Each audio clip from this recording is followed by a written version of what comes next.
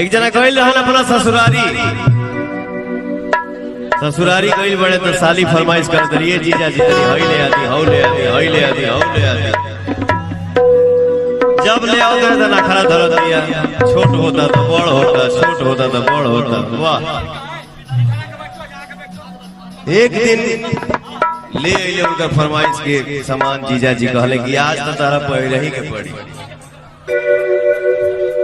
कैसे कहा था?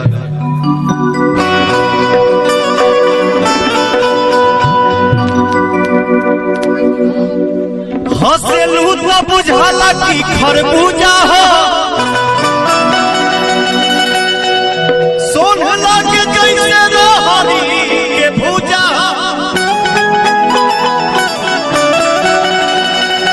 तू हमरा के कोई में धाका मरल तो हम तो के कुछो ना बोलनी। जब हम तहरा के तनी मुनी छू देने तो कहल कि बड़ा काबे कहले है जीजा जी पूछी तो कहे हो कि साइज बाओगे। यह कहानी है आई ना आई देख ली तो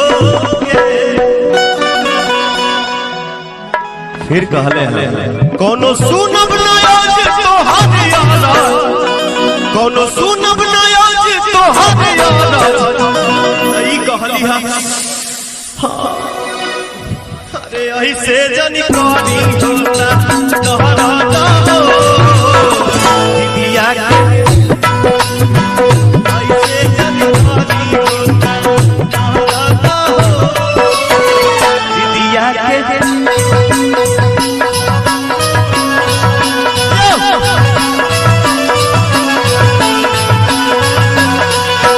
कि साइज पाओगे आई ना आई है देख ली जोगे। पूछ तो कहे कि साइज पाओगे आई ना आई तो देख ली जोगे। सुनो ना यार तो हाथे याद, सुनो सुनो ना यार तो हाथे याद। अरे ऐसे जनी कहानी होला तोहरा तो दिदिया के